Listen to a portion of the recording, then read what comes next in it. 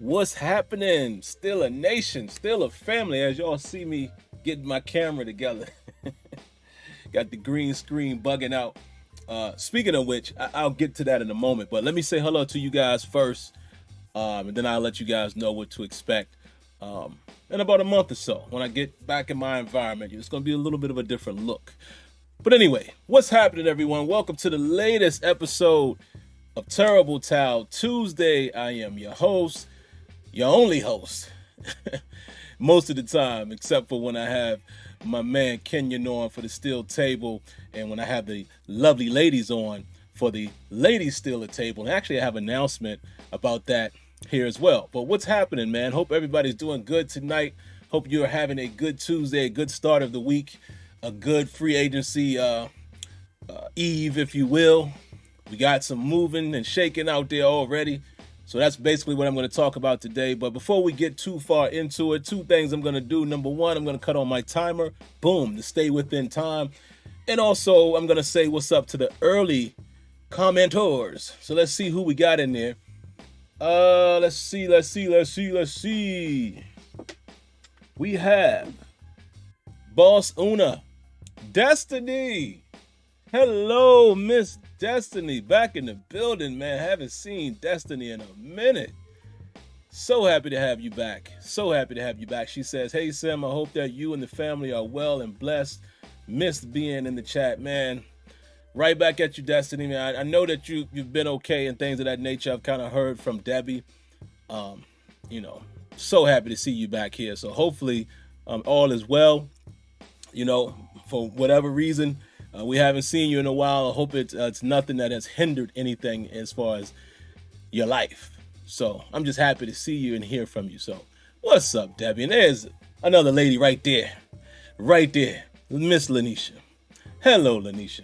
Y'all already know. I shouldn't have to say it every time. Y'all already know we give our ladies a special hello, red carpet treatment, if you will. Make sure you say hello to the lovely ladies. And while I'm at it, I see another one down here as well, the real Missy. Hello, Miss Missy. That's a tongue twister. Miss Missy. Hello. Appreciate you coming through as well. Take your time out, fellas, and say hello to all of our lovely ladies in the chat. Who else we got in here? Vista Light, Jonathan Stevens, the infamous Tim, Jay Underrated, Jack Bauer, Daryl Dukes in the building. My man, Why Diggy in the building. Neil Shanoy in the building. Brian Williams, Steelers cards. Oh, it just skipped on me, so I probably missed a few people. Big brother, cousin Floyd in the building. What up, Floyd? Hudson W. McKenzack. Reginald Rivers. Debbie, Miss Debbie in the building again. We got the ladies heavy tonight, man. Love it. What's going on, Debbie? Hope you are well as well. Hope you did get my reply to your email, and I will mention that here on the show in just a moment. King Go Crazy, David Mark Taylor. Let me speed through this because I don't want to, bore you guys with the hellos. I'm just trying to be respectful to my family. MT Mooch, Rob Dilla, D. Wayne, and Ghost. We'll end it right there. Oh, and there's father-in-law Leonard Langley. We just had a wonderful meal that my lovely wife prepared. 30 more days, guys. I got 30 more days here with Leonard and my mother-in-law. Again, giving you guys an update, man. We appreciate them so much for allowing us to take over their basement and live in our basement apartment while our home is being built. But with 30 days out, man, can you believe it? It's coming around. We went and looked at it yesterday. It's pretty much done. At this point, they're just doing touch-ups, and, it still takes a little bit of time, I guess, for you to settle. But 30 days, man, and, yeah, that time kind of flew by. And, happy about that. But like I said, man, I always want to give my thanks to Leonard and my mother-in-law, who probably can hear my voice as well, as they are right above me. God bless them, because I know a lot of people in these situations, you have to find a place to rent and all of that. And, gotta love family. But all right, man, let's get right into it. I got a lot to talk about, and I'm going to do it in a very fairly quick fashion because we want to open the phone up to phone calls. And for you guys who may be listening and riding along, I realize it. And you know what? Let me pause and say this as well. This is long overdue. A lot of people have asked me why I don't release an audio version on iTunes or, Apple Music or what have you, whatever the area, whatever your way of listening. I'm going to look into doing that. It's fairly simple, to be honest. Man, all I got to do is just take my audio and upload it somewhere. But if I'm being honest, I've just been lazy with that. But I realize some of you guys listen more than you watch, if that makes sense. You might be in the car or it might be at work. And so I'm going to look into doing that. But the reason why I even thought about that is I have to realize that everyone can't see the phone number on the screen. So if you want to call, let me read the number to you. It is area 619-924-0818. Again, 619-924-0818. The only thing that I ask is that you keep your questions, thoughts, concerns short and concise, so I can get to every single call, in moments where we have a bunch of them. But all right, let's get to it, man. Lots to talk about. What I really want to get into tonight, man, is I just want to talk about the early wins and early losses, as I put in the title there. In free agency so far with the Steelers. Active again, early. Active very early. And this, again, for the second year in a row, we're not accustomed to seeing the Steelers act so fast. You remember that? Before last season, we never really saw the Steelers play ball during the tampering period, right? Last year we saw it happen, and here it is happening again. Not only are we able to acquire some folks, we're seeing some losses happen early as well. But I'm just happy, to say that as Steelers fans, now I can look forward to the, what happens before free agency, the tampering. Because there used to be a time, y'all remember we used to be sitting around like this.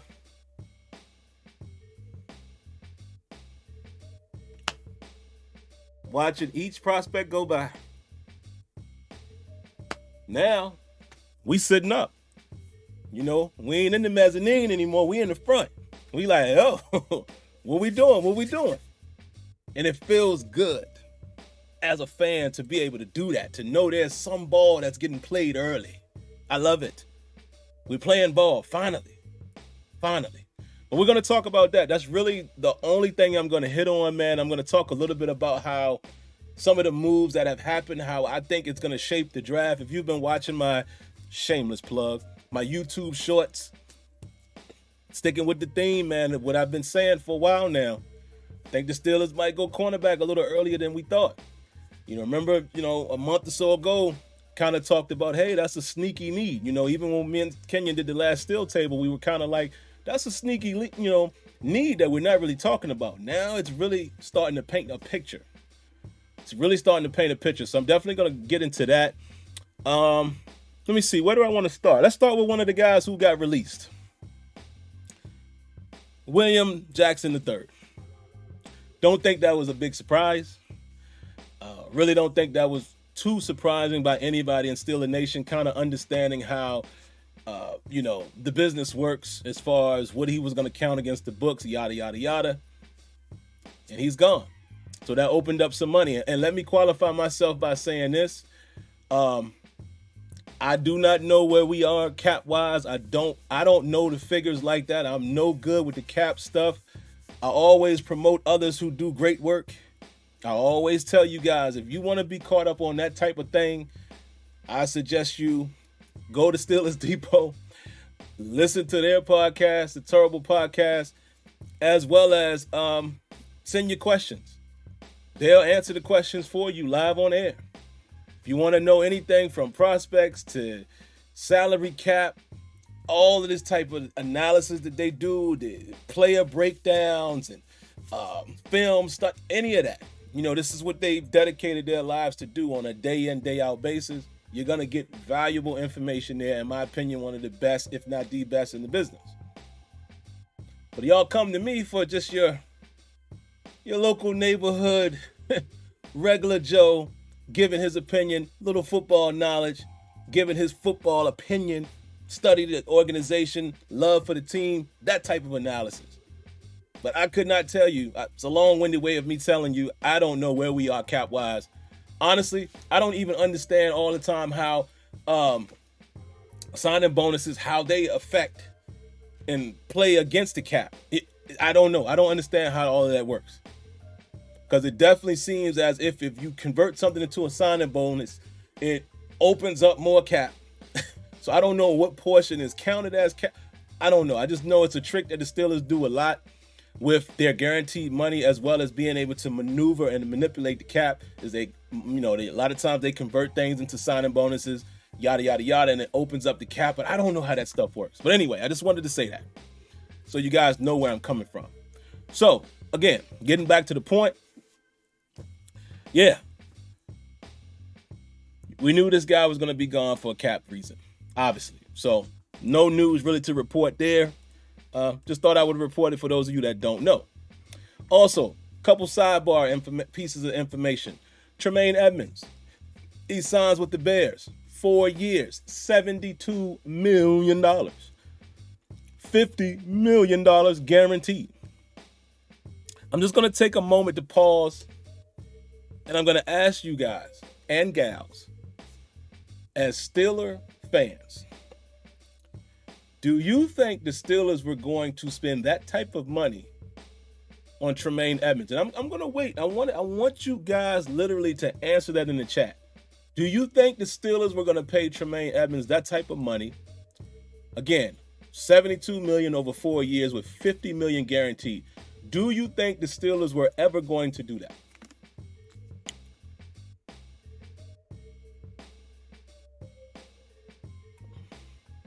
I see a lot of no's. I haven't seen one yes. I'll wait about 30 more seconds. Sippy Boy says not even close.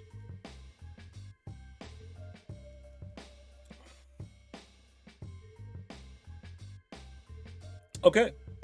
Reason why I asked that question is the same reason why I want to know why so many people in Steeler Nation, maybe not you guys, but why did so many people in Steeler Nation act like we were going to get him? Man, we should go get Tremaine Edmunds. Why did so many people think that was going to happen? I always try to tell people, man, even as a fan, right? Again, I don't know cap and all of that, but one thing I do know from watching football and watching it as long as I have is it's a business, meaning your value is based off of the next guy. Some people would say, oh, he's not worth that. Well, according to how they value that position and where he ranks, that's what he's worth. You know, because people always want to diminish a player by saying, oh, man, I wouldn't pay him that much. Yeah, but it's based on the market. I think we all should have learned that watching how quarterbacks have been paid over the last 10 years. I use a guy like Chase McDaniel as an example. A couple years back, this dude got like $15 million contract. For what? As a backup. It was the market. Kirk Cousins, who I think actually introduced more of the shout outs to him, hats off to him, he kind of started that trend of fully guaranteed contracts. Now we're starting to see a little bit of that, or bigger guarantees in the NFL, because I think Kirk Cousins broke that mold when he signed that 3-year deal. What was it, $84 million for the Vikings? A lot of people said he wasn't worth it. Yeah, maybe not, but it's the market value. That's how it works. Which is the reason why I knew Tremaine Edmunds was going to he was going to break the bank. There's no guarantee, it was a guarantee. It was no doubt that that's what was going to happen. Which also let me know why the Steelers were not going to sign him. So I didn't get my high hopes. I did mention, man, it'd be cool if somehow it worked out if his brother finagled something. But me just thinking that they were just going to give up the dough like that, nope. So don't have your feelings hurt, Steeler Nation. Don't have your feelings hurt thinking that, the Steelers, this is what they say. Oh, Steelers didn't even try. How do you know that? And even if they didn't try, do you see why? It was never going to happen. But, hey, man, shout-outs to Tremaine, man. I love seeing guys get the bag. What about your boy, Javon Hargrave, Jay Wobble? Woof. the bag. And this is what I love about it too, man. As soon as my man's, I can't remember his name now. Which one was it? Allen or Payne? I can't remember which one of them got paid for the Commanders. Y'all tell me, which one was it? One of the D tackles. But as soon as he got his bread, if you happen to be on Twitter, you saw Javon Hargrave put a funny gif up saying like, oh, he got the bag.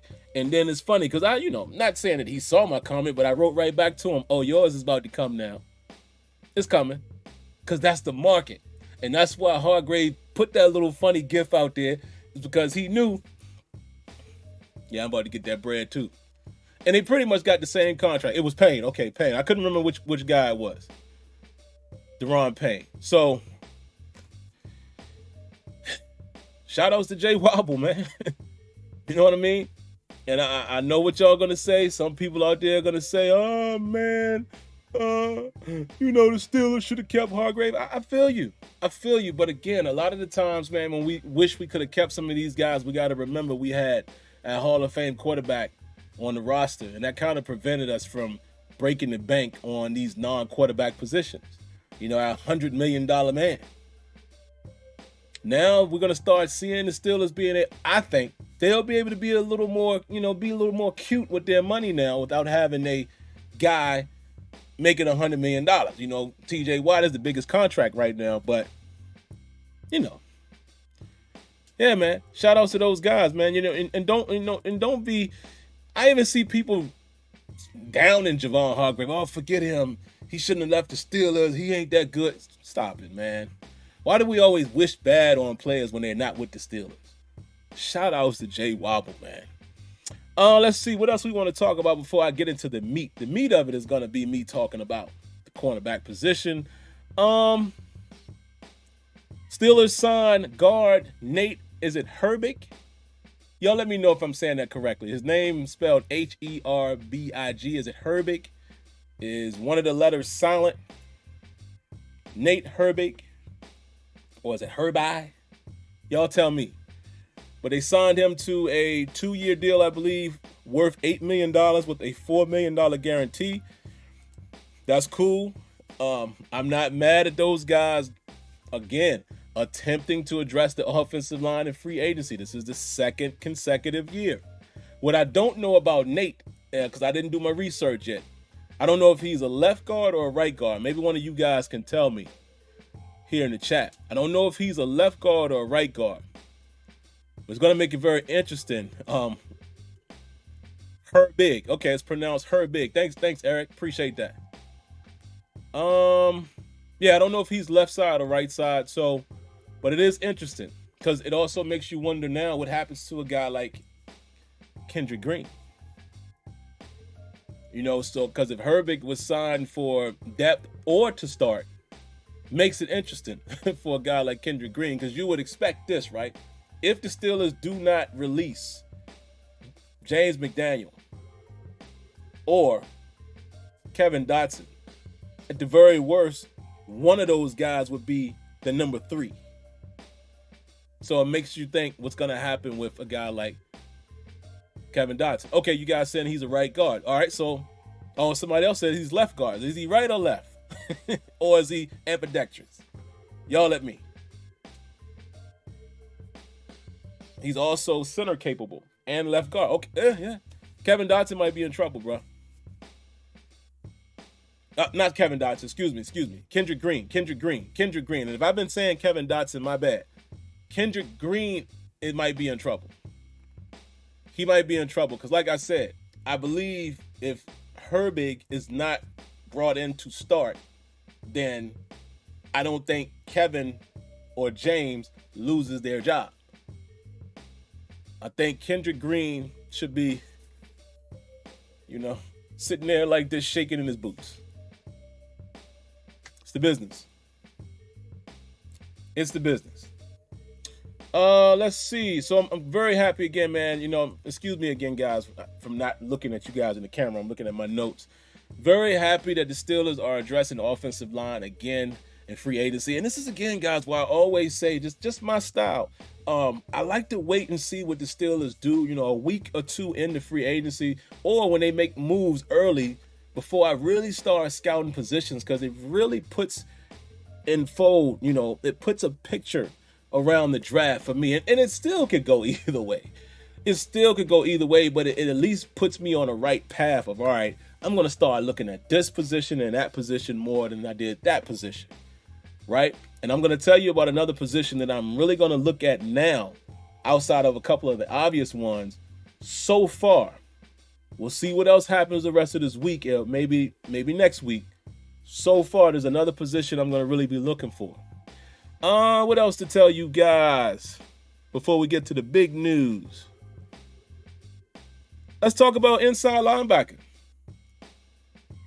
Let's talk about Robert Spillane, man. We lost Spillane to the Raiders. 2-year deal. It says it's worth up to a max of $9 million and over $4 million guaranteed. I'm going to give Robert Spillane a round of applause.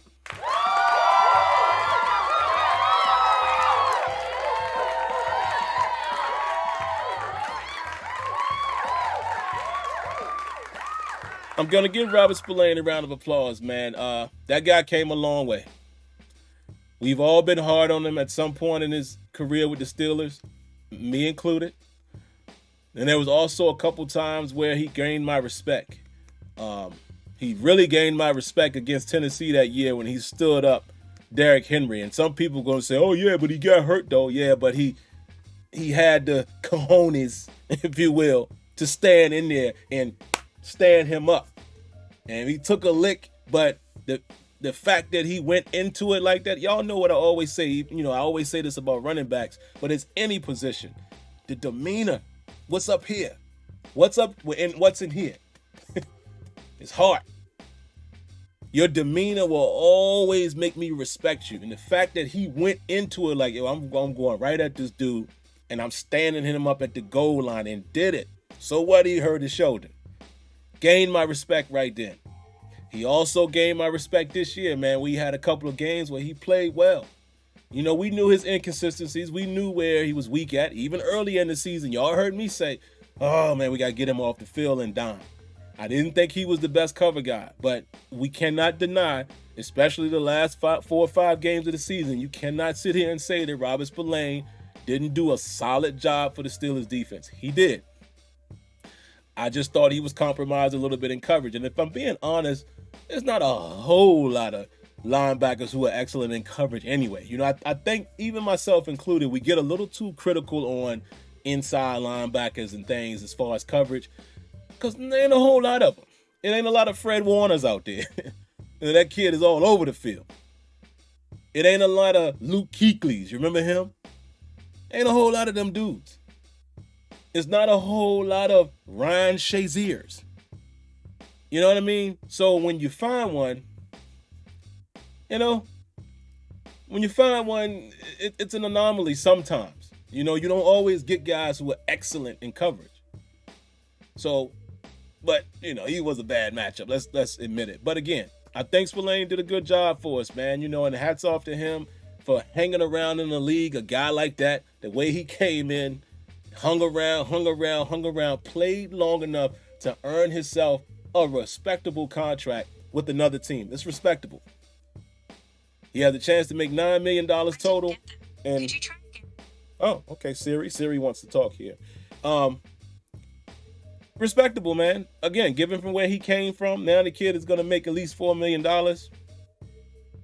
Hats off to you, Mr. Spillane. All right. Now, speaking of the inside linebacker position. Oh, boy. We hurting. That's another position of need already. And this wasn't a sneaky one. We kind of talked about this one. But here's another piece of interesting news, man, that I saw. And let me make sure I got my notes right here. There's reports out there saying that the Steelers, along with another team, made a play at Leighton Vander Esch. Interesting. Very interesting. Dallas retains him, but it's very interesting that the Steelers were going to make a play at Vander Esch. Remember, this was a guy that we all talked about, pre-draft with him, that we thought the Steelers probably would have went after him had Dallas not drafted him. But it's interesting to me because it shows you that the Steelers definitely understand that there's a need there Obviously, they probably already kind of knew what they were going to do with Robert Spillane, but to see that they're trying to address it in free agency and seeing that that market is starting to dry up a little bit in terms of the available guys, like Edwards and these dudes, and even David Long was a kid that I liked coming out of college. These guys are already signed. Van Der Esch re-signed. And again, if it's true that the Steelers were in play, it lets you know that they're looking. So presents two questions for me. Who else is out there left that they might try to acquire in free agency as well? Keep an eye on that for the draft. Keep an eye out. Because what they could very well do, they might draft a guy and bring in a free agent. Again, some people are going to say Mark Robinson, but again, Mark Robinson will be going into his second season, still learning the position. And you got to always remember, Steelers like depth. Devin Bush is probably not going to be on the team. So now you have Miles Jack, which it seems like now you probably got to keep Jack and eat that contract for his second season. And Mark Robinson, and just pick a name, whoever else is behind that, with Spillane being gone. Remember, we were already saying that we needed some inside linebacker help before we knew Spillane wasn't coming back. If there was one person I thought that would re-sign, it would have been Spillane. I thought that was easy money. So that tells me either the Steelers have bigger money invested somewhere else. Larry O, we'll get to that. Or, for whatever reason, they didn't value Spillane at the price tag that he got. Or, I'm not going to say they didn't value him. Maybe they felt like, listen, this guy's not going to be a starter anyway. We got to go get somebody else who we can plug in and play. We're not willing to pay that to a backup. Fair. Because I would expect that he's going to go play at the Raiders. Just my observation. I could be wrong, but I'm just saying. I don't think you pay a backup that kind of money. Even though he didn't break the bank, he made some bread. So, oh man. Got a donation here. Round of applause. Appreciate the donation from Liberty Library. Let me throw the round of applause. Thank you very much. So very kind.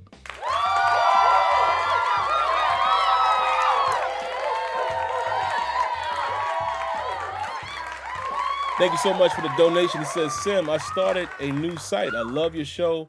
We'll start reposting it there. Steeler Nation on fire. Man, let me tell you something. I really appreciate that promotion, even as much as the donation. Thank you for that, man. Listen, you don't have to do that, and clearly you want to do that, so I definitely appreciate that. Uh-oh, wait a minute. See, Antoine Hill says they're keeping Bush. Wait, are y'all telling me that they retained Bush? Oh, no. Did they retain Bush? And I'm not saying, oh, no, like that, but or are you guys just assuming? Hold on, let's check the hotline. We're going to do this live TV, baby. This is live television. Let's check the waves. The hot waves, the radio waves. Let's see. See what we got going on here. Just in case.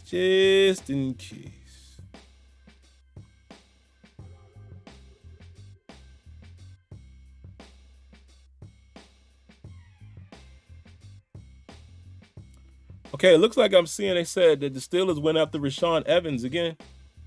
Well, I say again, but they said it looks like the Steelers were in play for Rashaan Evans. Who did he sign with? Who did he sign with? Okay, so I don't see anything about Devin Bush. Let me come back to the chat. Oh, just predictions. Okay. Listen, man. No disrespect to Devin Bush. I just don't think he's fully committed, man. Regardless of how we feel about his play, I think Devin Bush played decent in spurts this last season, but it's like mentally some of the things he says, he doesn't always sound like he's committed, So I'd rather go a different direction, man, instead of re-signing this guy, man.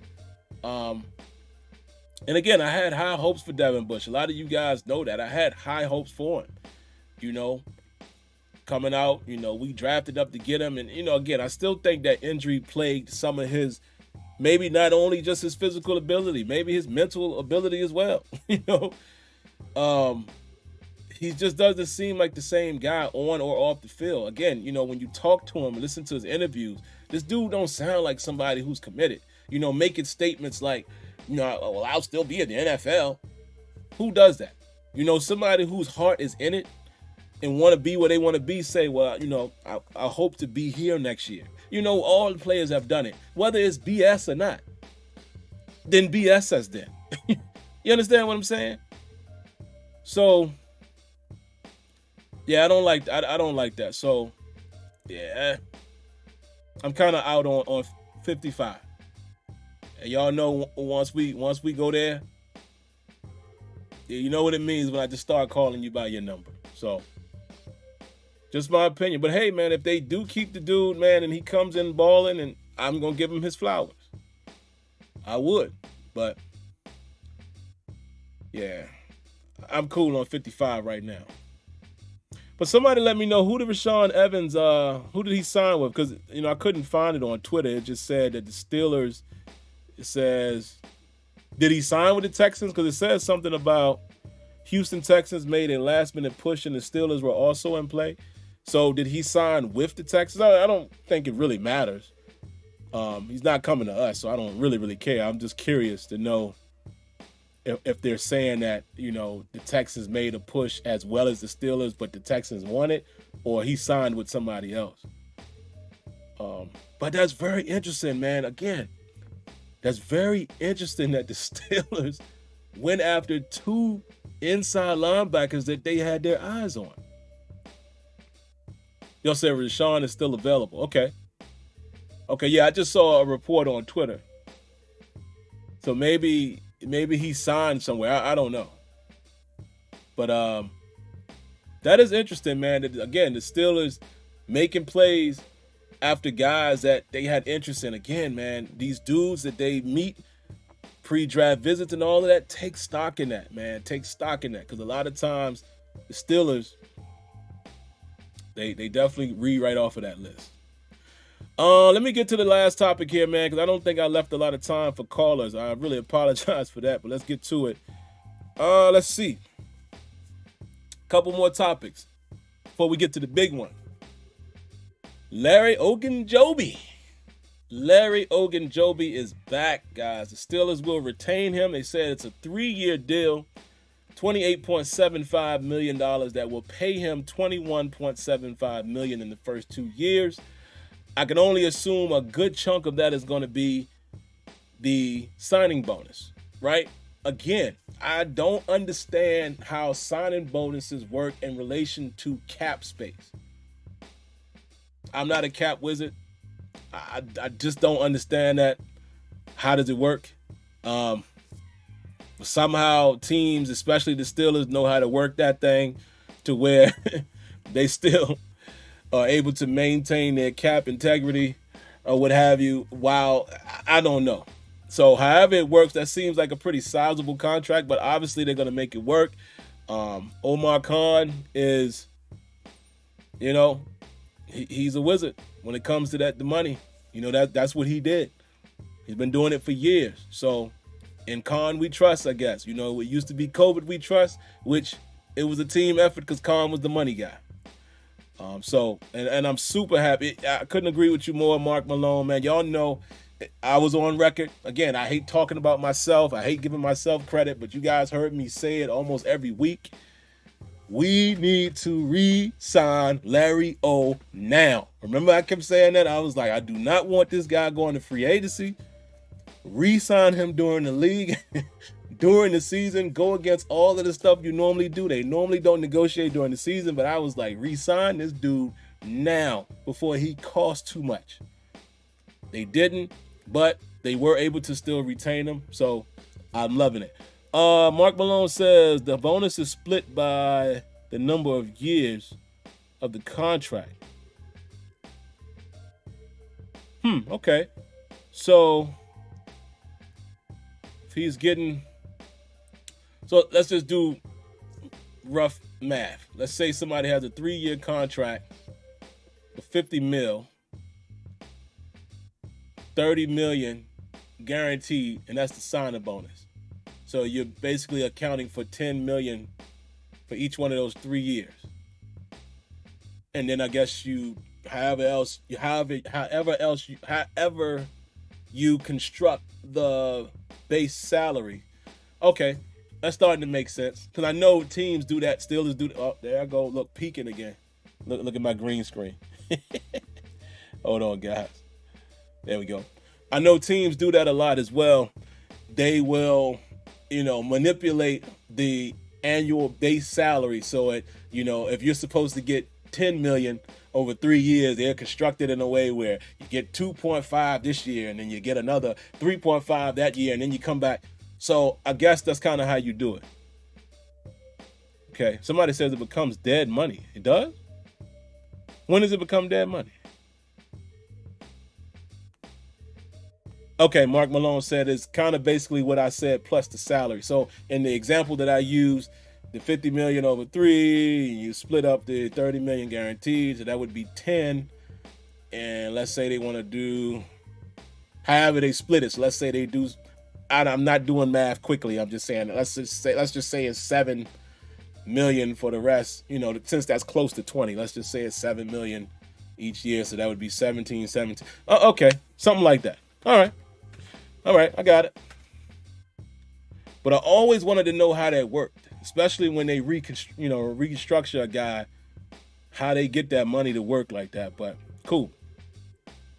So, all right, man. Glad to have Larry O back. Let's get to the final topic, and then I'll leave some room for the callers. Oh, wait, there's one other guy. I almost forgot. Steelers re-signed DeMonte Casey as well. 2-year deal. I didn't see his money being reported yet, but that is another huge signing. That's big. Reason why is because, again, I liked how the 3 of those safeties looked together. When we were able to get Casey back on the field late in the season, I really liked what they were able to do with him, Minka, and Terrell Edmunds. But what's going to happen with Terrell Edmunds? That remains to be seen. Which will bring me to another point. Let's get to the cornerback position, and I'm going to give you my last point. So as you guys know, I did not think on today's show I would be telling you guys that the Steelers would have lost Cam Sutton and acquired Patrick Peterson. Now, I will say this. I have been saying, you guys probably remember, hey man, I think Cam Sutton is going to return, but it just depends on the money. Is another team going to be willing to pay him what he think he's worth? Would the Steelers match it? And I think we got our answer. It's reported, it's a 3-year, $33 million deal with 21.5 guaranteed. I'm going to tell you right now, the Steelers probably weren't going to match that with Cam Sutton. No disrespect to Cam Sutton. I think Cam Sutton played his best ball in 2022. But you guys know I think Cam Sutton was better in the slot. The Steelers, just like my boy Kenyon and I discussed earlier this week via text, the Steelers need number ones in certain positions. Cornerback was one of the ones that was mentioned. Cam Sutton is not a number one cornerback. Steelers need a dog. This is why I think they're going to draft one. I'm on record saying that. I've been saying it for a while now, but now I'm starting to believe my own words. I think the Steelers will definitely be looking to go cornerback at 17. If not 17, depending on how the draft board breaks, they might come back at 32 because it seems like the cornerback position is fairly deep. But if you're talking about the top tier, I guess you would say, prospects, your Gonzalez's of the world, the Witherspoons of the world, Joy Porter Jr., you're probably going to have to get one of those guys around 17 if they're still there, right? I expect that to happen. If one of those guys are there, the Steelers are always going to do, in my opinion, I think they set themselves up to do best player available, but I definitely believe if the top cornerback prospects are there in the first round. They're going to take one of them. I wholeheartedly believe that now that we have lost Cam Sutton, signed Patrick Peterson, which to me is going to be another Joe Hayden situation, an older veteran that can come in there, solidify some things, and groom a young guy. Who better to groom a young guy? So once they signed Patrick Peterson, that told me right there, yeah, they're going corner. They're going corner. I don't think you're replacing Cam Sutton with Patrick Peterson. Cam was way too versatile. Patrick Peterson has played fairly well for the Vikings, but, Patrick Peterson is 32 years old, and I think he turns 33 this year. So again, unlike the Joe Hayden signing, Joe Hayden was just below 30 when we signed him. Patrick Peterson already is. So we were able to get a few more years out of Joe Hayden. We were still able to retain him in his 30, 31-ish, right? We got a few good years out of Joe Hayden. Patrick Peterson is already 32, going to be 33. That lets me know they're going to find their cornerback in this year's draft. And hopefully they get what they need to get out of Patrick Peterson, groom the guy, and there you have it. But here's the interesting question I have. Slot corner.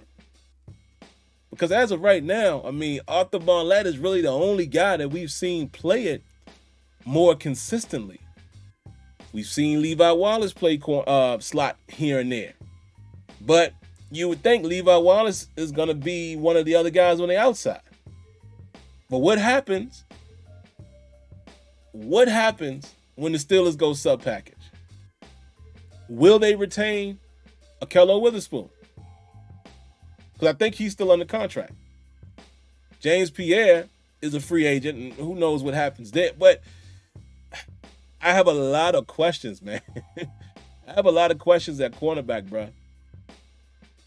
And then we've heard and we've seen Casey play slot in sub packages before. So I just wonder what the Steelers' plan is in terms of the secondary. And if Terrell Edmunds is not retained, bada boom, bada bing, there's that sneaky draft position that we're not talking about. And I think I mentioned it a week or two ago that, safety might be in play too. I just don't know when. Now, if they do not re-sign Terrell Edmunds,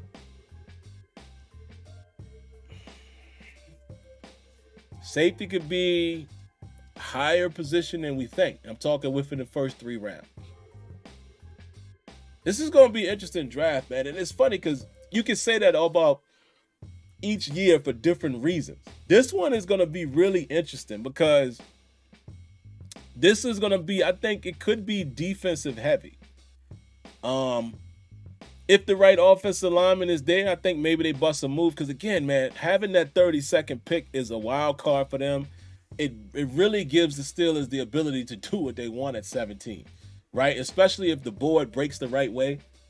They could do what they want. They could go get a top guy at any position at 17 if they want, and then they come back and get top 32 player. You understand what I'm saying? Like, you can't lose there. So they could, or they bust their gun early with the 17th pick and they know they're going to get good value at 32. The Steelers got it made right now, like special ed. Steelers feeling like special ed right now. And some of y'all think I'm talking about special ed as far as education. No, the real ones caught that reference. They got it made, bro. They got it made. So I can't wait to see how this thing is going to go, man. But as far as Patrick Peterson, like I said, it's a veteran piece. I know this is a guy that we wanted a few years back, and Pat Pete is still Pat Pete in terms of the name. And again, I think he's going to has the potential to play relatively well. I don't know, Pat Pete can't run the way he used to. So, it makes me wonder where he fits in our scheme in terms of, man versus zone. We've kind of become a lot, we go man heavy at times. So, I don't know what Patrick Peterson can do there. But I'm not mad at the signing, man. Again, he played very well. He played very well for the Vikings, and hopefully he can bring some of that to our defense, and we shall see. We shall see. But this is going to be a very interesting draft. Like I said, my bad, guys. I didn't give you guys a lot of time for phone calls. You know, I had a lot to talk about there. So we got 3 in the queue right now. And guys, you just got to make sure you keep it quick. Let me see if there's anything else. Come on, Pittsburgh Toddy. You ain't got to ask. That's the reference. You don't have to ask. I Got It Made. Special Ed had a song called I Got It Made. Back in way back when I was a young chump. Back when I was too young to even be listening to rap. My big brother, man, and Floyd. Big brother and cousin Floyd there put me on to a lot of that older, I'll say older hip hop, in the sense of might have been a little too old for me. But because I had them, you know, I was brought up in it really early.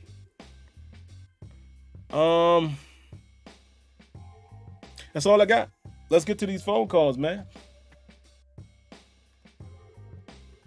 Let's get to these phone calls. Keep it quick for me. Yeah, Floyd. But hey, I'm glad y'all did, you know. Dwayne says, I hear the beat playing. You talking about what beat? You talking about the one playing on the show? That's one of mine that I created. But all right, let's get to the phone calls, man. First in the queue, area code 313. What you got for us? Hey, what's going on, Sam? This your boy Gerald Deuce coming out of Detroit, Michigan. Yes, sir. I just want to get you and Kenyon's opinion, okay? I'm looking at the Steelers. I know the draft coming up. I see all the moves free agency. Do you think that, I know it's inside linebacker that everybody still see, or we're going to wait and see what they get, but do you think Brian Brent, I'm saying his name correctly, from Alabama, is a hybrid, can play the slot, can play all over, blitz? If they looking at that to really strengthen the secondary on the next move, I would like to see it's the 32nd pick. And would they look at one of them tight ends, especially the tight end from Georgia, the big fella, so we can really solidify the run with the offensive line, because he's a heck of a blocker and he's an athlete. He'd be perfect to fit with Najee Harris and Jalen Warren. So just want to know your thoughts. Run it back to me. All right, everybody have a blessed one. Peace out. Man, appreciate the call. And you said Brent. Hold on, let me see. I wonder if this is the same guy. Give me a second. The Kenyon sent me. I can tell you in just a moment.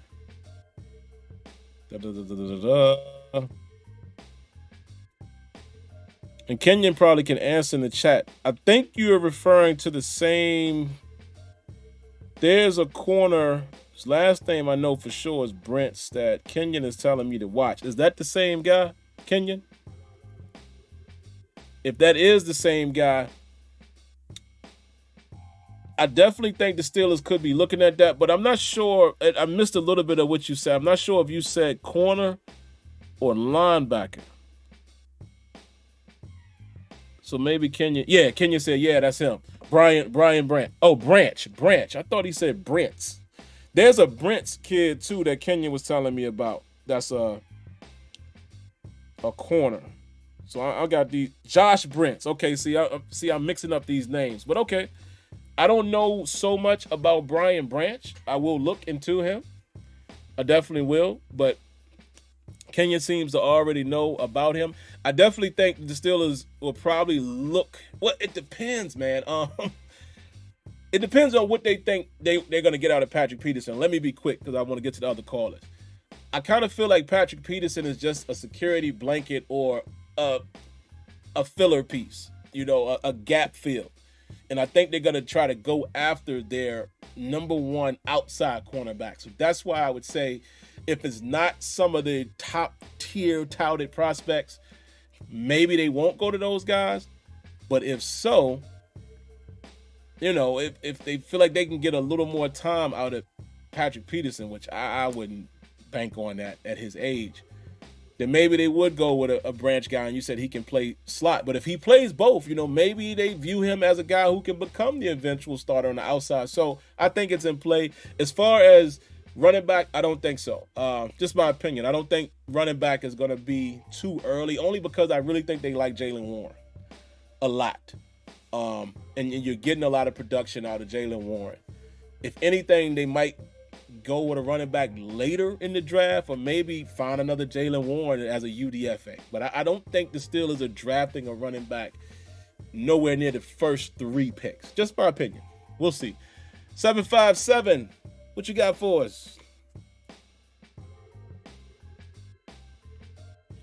Hello, 757. 757 is not there. If you can hear me, I'll try coming back to you after we get this last call. Area code 651, what you got for us? What's up with you, Sam? What's going on, brother? Not much, man. I just make it quick because the Steelers took me for a spin today. Now I'm thinking the fact that we got Patrick Peterson on the outside, we're really hurting the worst at slot.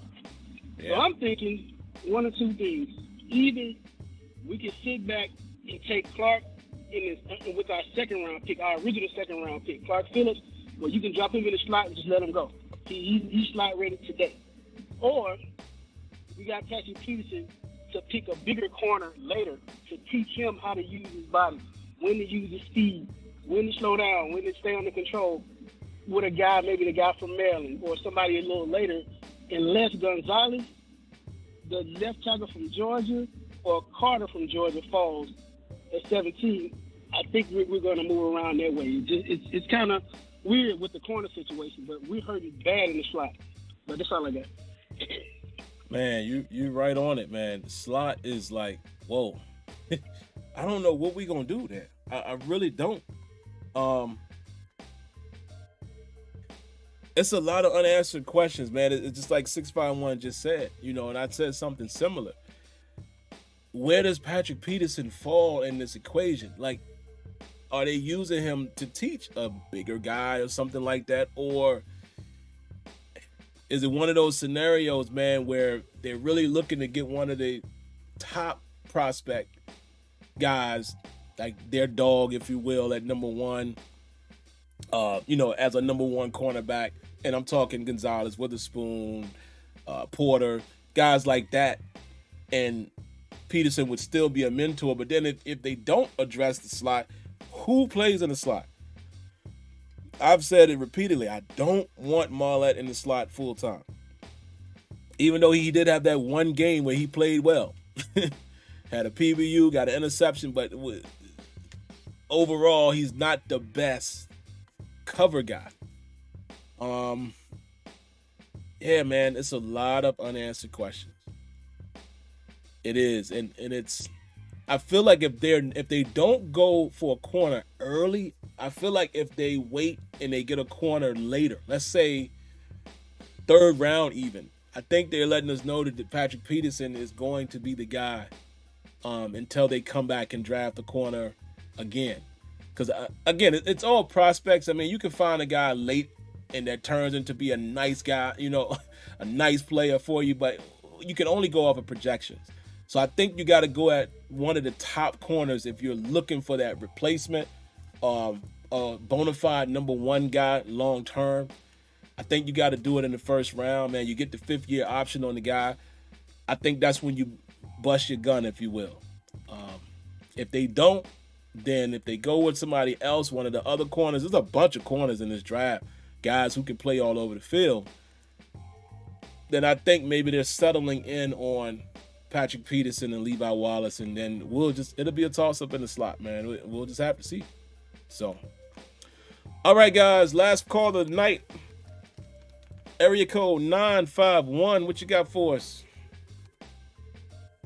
Hey, man, thanks for taking my call. Yes, Just sir. a real quick thing I wanted to get from you and the fans out there. How important do you guys think it is regarding that 3rd outside linebacker spot on the roster? I know right now the Steelers don't have a number one shutdown corner. They don't have that long, rangy, or splashy linebacker that can keep up with those big body slot receivers or tight ends.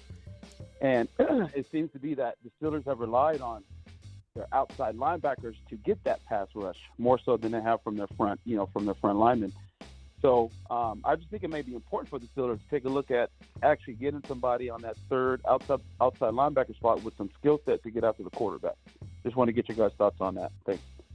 Man, great call, man. And see, it's one of those things, every time we think we got a position nabbed for the Steelers, there's always another position that needs to be worked on. I mean, glad you brought that up. I think a lot of us here in the chat has said the same thing.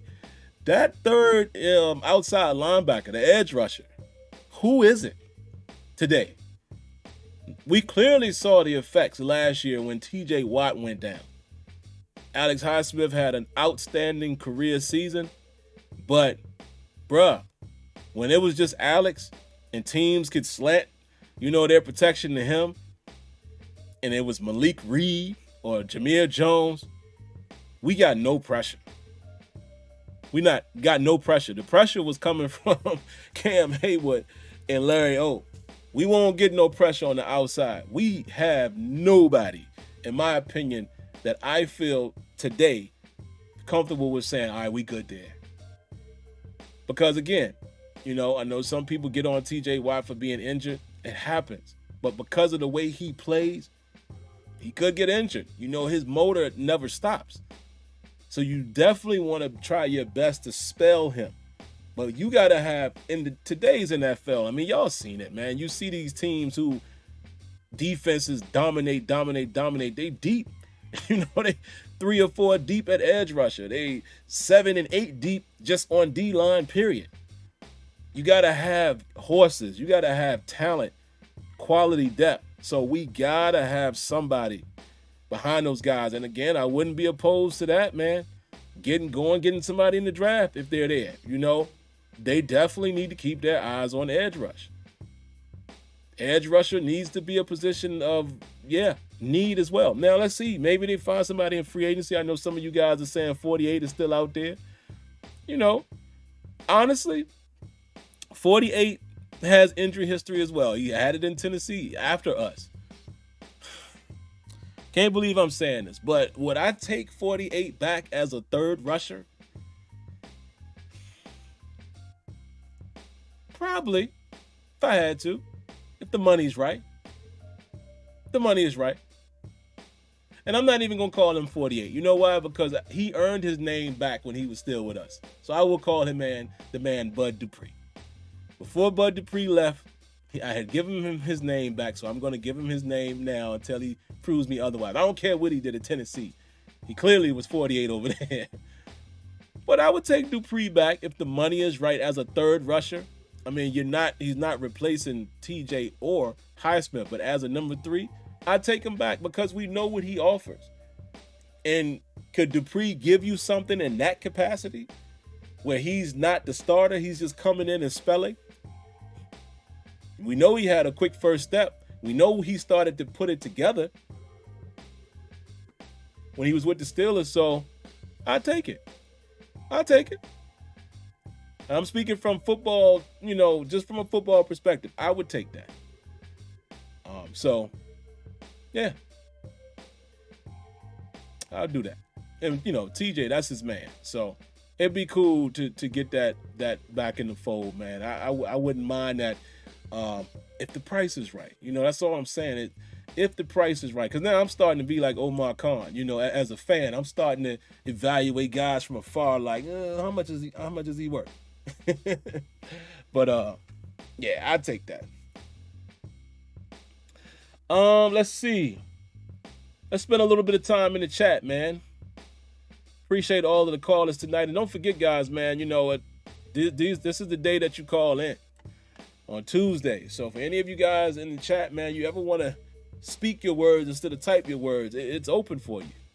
It's open for you. And during the season, it got to a point where, we were starting to get a lot of calls. What's up, Prime? My man Prime in the building.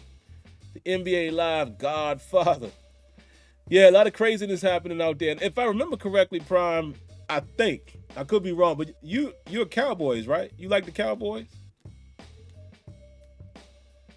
I think you like the Cowboys, if I remember correctly. I could be wrong there. Hey, Diane, make sure y'all say hello to Diane. How you doing, Diane? Always got to give a special hello to our ladies. Y'all know how we do. Love the female listeners, man. Oh, no, Giants. That's right, Giants. My bad, Prime. Yeah, it's crazy because I've seen you in Giants clothing. My bad. I don't know why I was thinking Dallas, but same division. Big Blue, yeah, man. Hey, listen, man, I think your Giants, keep y'all head up. The Giants, nobody expected them to do what they did last year, so I think they might have a bright future, man. Clearly, Dayball made a difference for you guys. Round of applause to Luis D for the donation.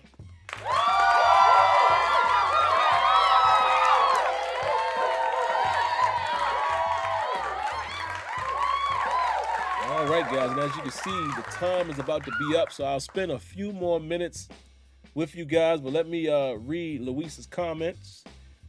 And then what I will do is spend a few minutes reading chats. Luis says, hey, Sim, out of the 3 top corners, if having the opportunity, who would you select? Also, by the Steelers re-signing Casey, is he Edmunds' replacement? And if so, are you comfortable with him as a starter? Great questions. Y'all know this is my time now. Is when I really start looking at prospects. I was just telling Kenya last night, after the signing of Patrick Peterson, I said, okay, I know where I'm going to start my review now. I'm starting to look at cornerbacks. I'm starting off with Joey Porter Jr. I attempted to watch a game last night, but I had a lot going on. I had to commute today. I had to go to bed early. Same thing with tonight. But I started watching the Penn State versus Auburn game. I got through maybe a quarter. So I'm going to watch him. I'm going to watch Gonzalez. I'm going to watch Witherspoon. So I say all that to say I don't have enough information right now to say who I would prefer. I've seen these guys, highlights and stuff like that, but I want to watch games so I can see exactly how they approached, how they tackle. Do they attack the line? Are they in phase a lot? Are they locking guys down when the ball don't come their way? Something early I saw from Joey Porter just in the first quarter. This dude seems like he plays up on the line a lot. Kenyon, correct me if I'm wrong, or anybody else who's watched him. It looks like Joey Porter's up in your face. That stuck out. For the whole quarter, this dude was in press. I was like, okay, he's one of them. Right? And then, by the time I got to the beginning of the second quarter, I saw he would play off a little bit too, but he seems to be physical. Seems to be very physical. So, yeah, I got to continue to scout those guys before I can really answer your question, Luis. But also with Casey, this is an interesting topic too, man, because I remember mentioning a while back,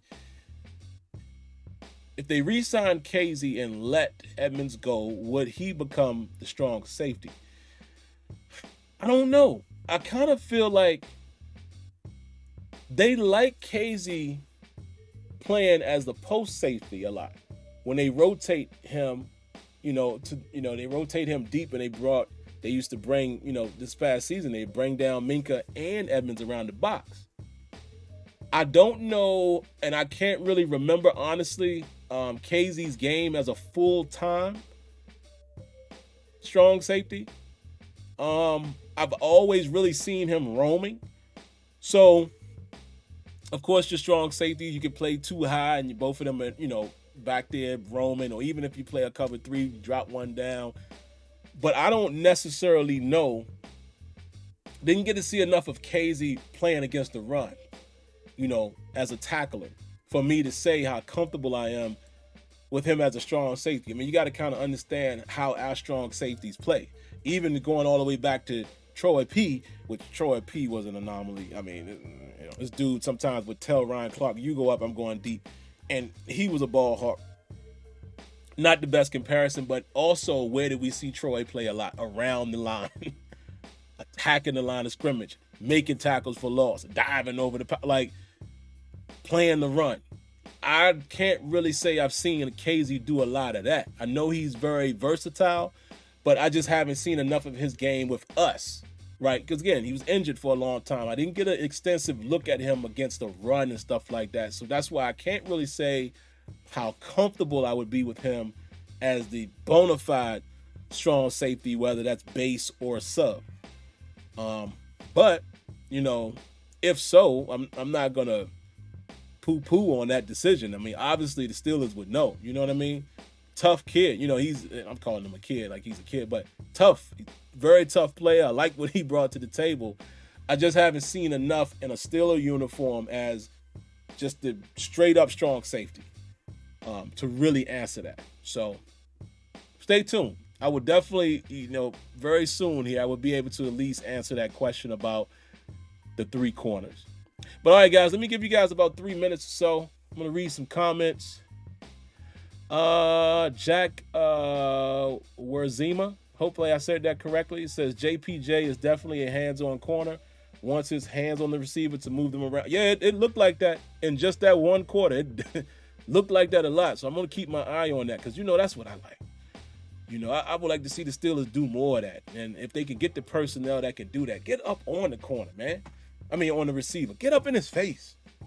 You know, even if you ain't pressing, like get up on the line and make them work for it. Now, you can't do that all the time, but I want to be able to just take dudes out of their game just by being physical.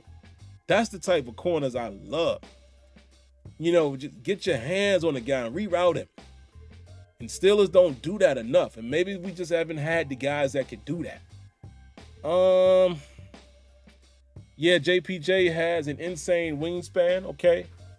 And here's another myth, man, that I saw somebody in the chat said earlier, too, saying that he was slow. I don't know if you guys are familiar with actually running the 40. 4.46 is not slow.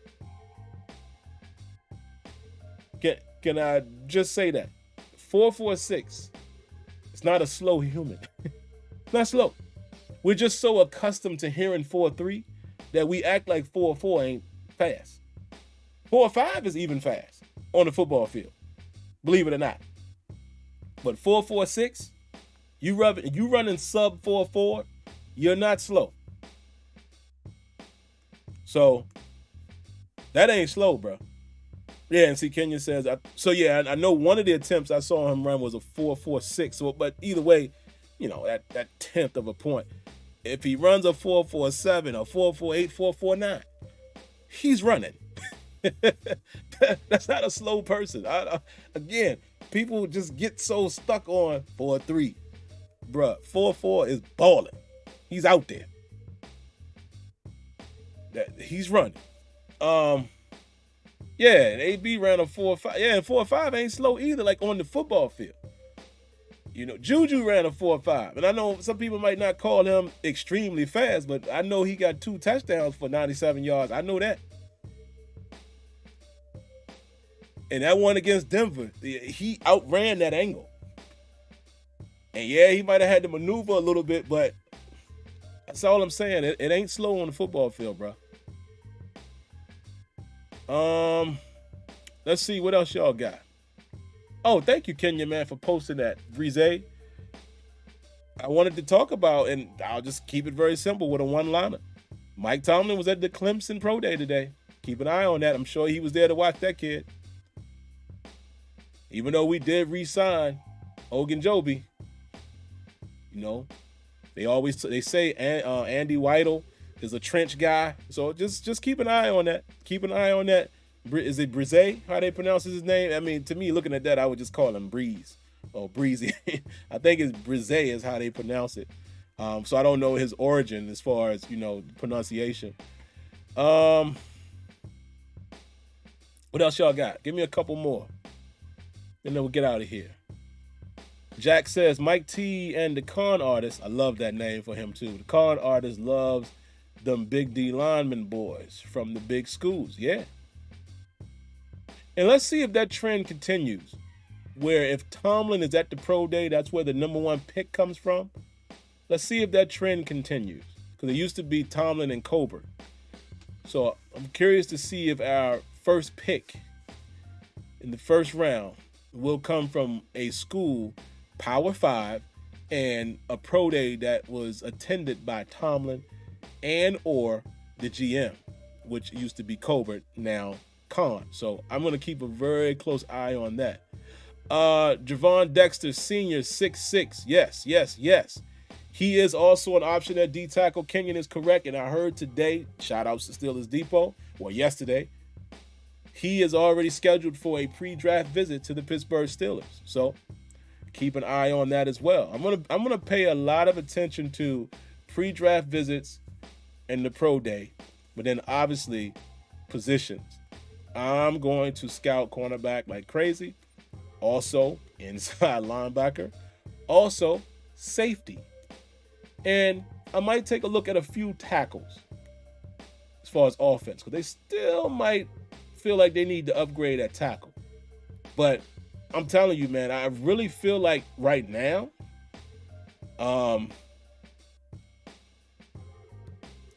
as of today, this might change, but as of today, guys, I'm feeling like the first 3 picks, 2 of them will be defensive players. I'm going to go out on a limb and say that right now.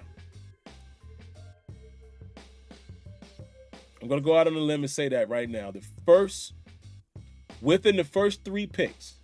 So what is that? First, 32nd, and 49. 2 of those picks I think will be defensive players. And that leaves room for an offensive lineman at one of those picks. But I'm feeling that right now. 2 of those 3 will be defensive players, I believe. What else y'all got? They're looking at Trent Simpson at inside linebacker with the Shazier speed. Okay, he's also a Clemson kid.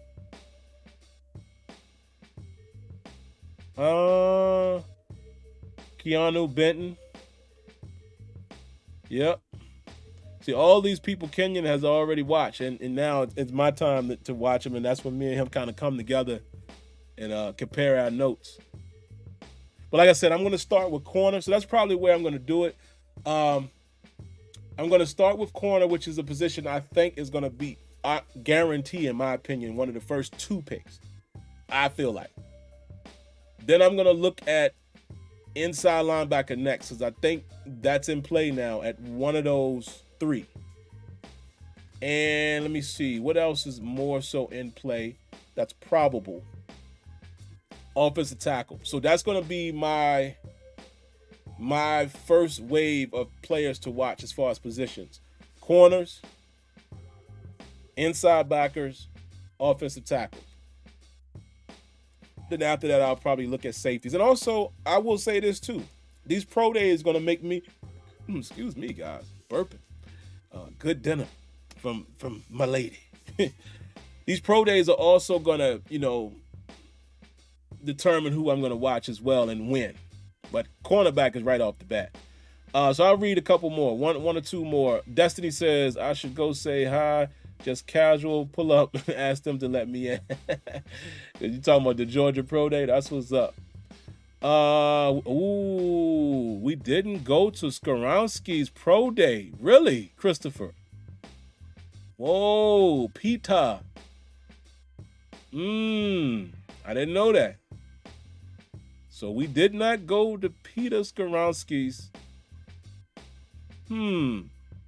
Okay. That's something to keep an eye on. Steeler Card says, go best cornerback available at 17. Grab an inside linebacker at 32 and then draft an old lineman at 49. Okay. Cool with that. Rajon says, Sim, you and Kenyon need a college football podcast. Yeah, perhaps, man. But my man, I'm going to be honest, Kenyon is on it more than I am. He's all over it, man, in terms of being early. I'm later. Oh, man. Cousin Floyd just showed me a nice graphic of the difference between 4-4 and 4-3. I can't show it. I can't get it on the screen as of yet, Floyd, but I'm going to keep this and I can maybe show it next week. It'll take me too long to pull it up now. But yeah, and it's, believe me, in open field, there's a difference there. Especially where this would show you if a guy get to step on you, but you still fast, dog. because they showing 4-4-3, 4-4, 4-3, 8, I believe, and then 4-3-4.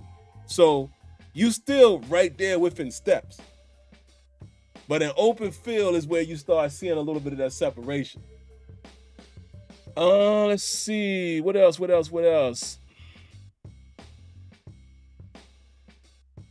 You absolutely right, Kenyon. I sure will. All right, I'll read this last one by Trey. He says, they'll go best available on their own draft board. That's all that matters.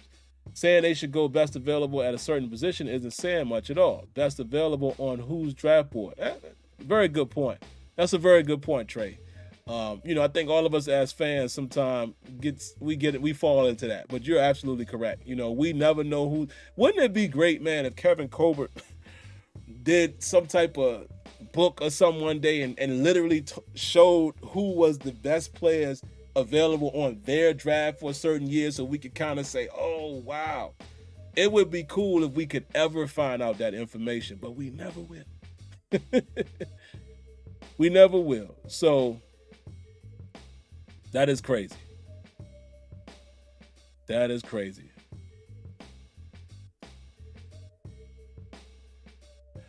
He says, again, where are you guys watching these games? Honestly, I just be searching them on YouTube, man, and you get lucky enough to find them.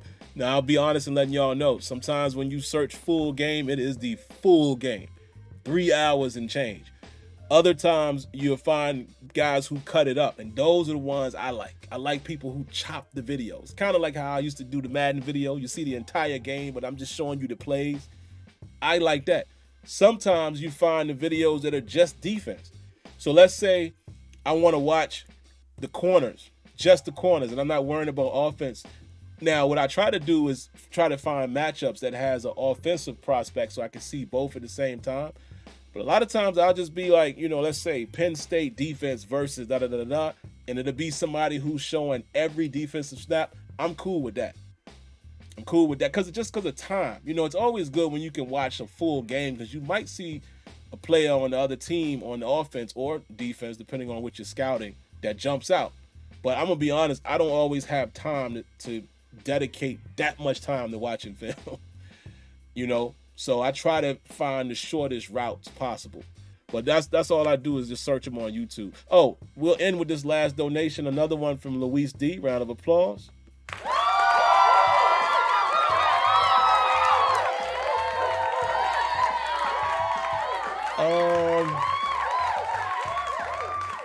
Luis D says, I believe if the Steelers don't draft a corner at 17, in my opinion, they will get it at 32, and more likely it would be the kid out of Georgia, Ringo. Yeah, because see, Ringo is kind of the forgotten guy. They're not really talking about Keeley that much. So Steelers have options, man. They definitely have options. And as I'm seeing here from Cousin Floyd and who was that? Why Digger? They said Pat Meyer went to Northwestern's Pro Day.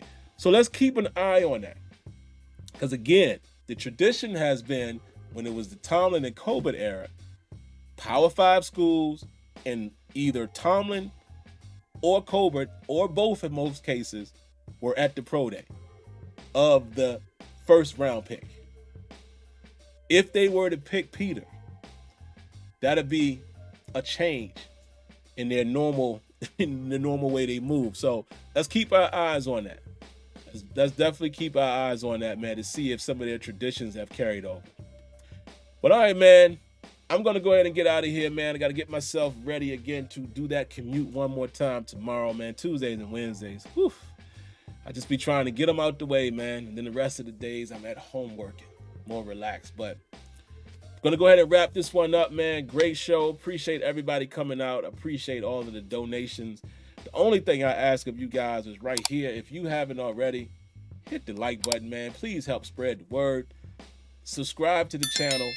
And last but not least, click on your notifications. How else will you know videos are live and running? Outside of that, man, I wish everyone a wonderful rest of the week. Let's enjoy free agency. I will pop in and make some impromptu videos. They may be shorts, but I might do official videos of any other signings that happen before Tuesday. Definitely want to keep that content going and getting you guys opinions on it. So let's keep an eye on that. If anybody else is signed between now and Tuesday, I'll pop in, maybe do a short stream. If maybe it just depending on what time and all of that. Like tomorrow, I'm out tomorrow. I'm trying, I got to commute to DC to work and back home. I wouldn't be able to get a video done until well after 6 o'clock. So we'll see. But outside of that, man, you guys be safe. God bless. Thank you for tuning in. And like always, hope you guys tune in next week. And y'all saw I just got mind twisted right there. I meant to say like always, thank y'all for tuning in, but I don't know. I double talked myself there, but y'all know what I meant. Thank y'all for tuning in, man. Y'all have a good evening. Catch y'all in the next one. Peace.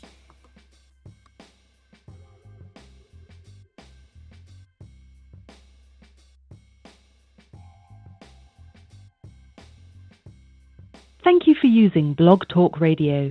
Goodbye.